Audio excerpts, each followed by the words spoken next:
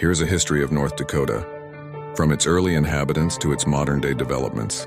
Early inhabitants and First Peoples. Long before European arrival, the land that is now North Dakota was inhabited by various indigenous peoples for thousands of years. The primary groups included the Mandan, Hidatsa, and Arikara, the three affiliated tribes.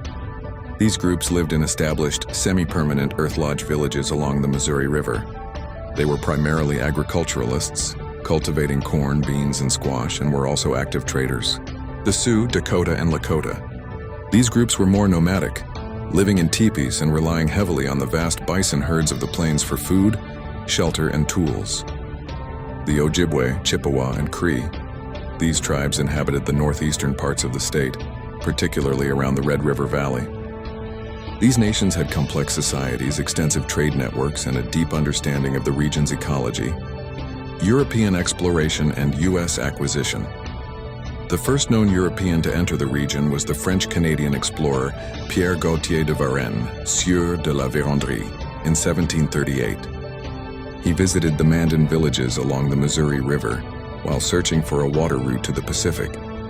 The area remained largely indigenous territory until the Louisiana Purchase in 1803, when the United States acquired the land from France. This acquisition prompted the Lewis and Clark Expedition, 1804-1806. The Corps of Discovery famously spent the winter of 1804-1805 at Fort Mandan, near present-day Washburn, where they received crucial aid and guidance from the Mandan and Hidatsa, including Sakakawea, territory, and the path to statehood.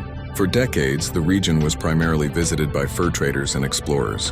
The area was organized as part of the Dakota Territory in 1861. Significant Euro-American settlement did not begin in earnest until after the Homestead Act of 1862, which offered 160 acres of public land to settlers. The arrival of the Northern Pacific Railway in the 1870s triggered a massive influx of settlers, leading to a period known as the Dakota Boom, circa 1879-1886. Many new arrivals were immigrants, particularly from Norway, Germany, and Russia. This boom led to the establishment of bonanza farms, massive wheat farming operations that were thousands of acres in size. As the population grew, political pressure mounted to divide the Dakota Territory. On November 2, 1889, President Benjamin Harrison signed the proclamations admitting both North Dakota and South Dakota into the Union. North Dakota became the 39th state. 20th century agrarian revolt, depression, and oil. The early 20th century was a time of political and economic volatility. The Nonpartisan League, NPL. In 1915, farmers, frustrated with the perceived control of out-of-state banks, railroads, and grain companies, formed a populist political movement called the Nonpartisan League. This radical agrarian group, led by A.C. Townley, advocated for state ownership of key industries. The NPL was stunningly successful, taking control of the state government in 1918. In 1919, they enacted their platform, creating the nation's only state-owned bank, the Bank of North Dakota, and the State Mill and Elevator, both of which still operate today. The Great Depression and Dust Bowl. The 1930s were devastating for North Dakota. The economic crash of the Great Depression was compounded by a severe, decade-long drought. The state became a center of the Dust Bowl, suffering from massive dust storms, plagues of grasshoppers, and widespread crop failure. By 1933, North Dakota had the lowest per capita income of any state. The crisis led to thousands of farm foreclosures and an exodus of over 80,000 people from the state. Discovery of oil.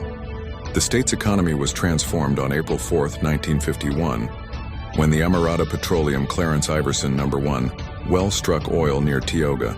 This discovery opened up the massive Williston Basin and triggered the state's first oil boom. A second boom followed in the late 1970s, but a collapse in world oil prices in the mid-1980s led to a bust that quieted the industry for years. Modern North Dakota, the Bakken boom. In the early 2000s, new technology combining horizontal drilling and hydraulic fracturing, fracking, unlocked the vast oil reserves trapped in the Bakken Shale Formation. This led to an unprecedented oil boom that, for a time, gave North Dakota one of the lowest unemployment rates in the nation and a massive state budget surplus.